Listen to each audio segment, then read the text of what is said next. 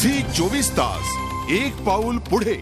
पिंपरी चिंचवडमध्ये गुन्हेगारीनं कळस गाठलेला असतानाच एक धक्कादायक घटना उघड झाली आहे। राष्ट्रवादी काँग्रेसचे नगरसेवक रोहित उर्फ अप्पा काटे यांनी एका भंगार व्यावसायिकाला 1 लाख रुपयांची खंडणी मागितल्याचा गुन्हा भोसरी स्थानकामध्ये दाखल झालाय। पाहूया एक रिपोर्ट। 9 डिसेंबर 4 वर्षांच्या मुलीवर बलात्कार आणि हत्या।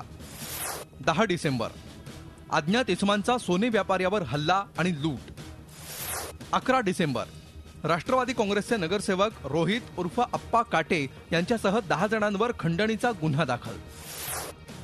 हे चित्र आहे वेगानं विकसित होणाऱ्या पिंपरी चिंचवडचं। गेल्या काही दिवसात पिंपरी चिंचवड गुन्हेगारांचं नंदनवन झाल्याची स्थिती आहे। आता तर थेट महापालिकेच्या नगरसेवकानंच खंडणी उकळल्याचं उघड झाल्यामुळे शहरात एकच खळबळ उडाली आहे। कुणाल सतीश शेट्टी यांनी रविवारी फिर्याद दिली की त्यांनी एसटी वर्कशॉप येथून बस गाड्या खरेदी केल्या होत्या स्क्रॅपमध्ये।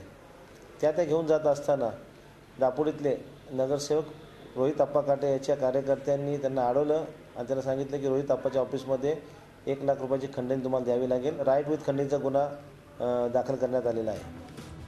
उद्योग नगरी म्हणून लौकिक असलेली ही नगरी सध्या भीतीच्या सावटाखाली वावरतीये।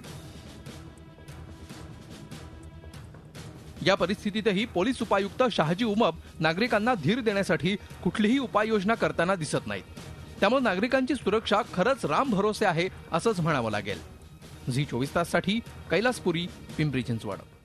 झी 24 तास एक पाऊल पुढे।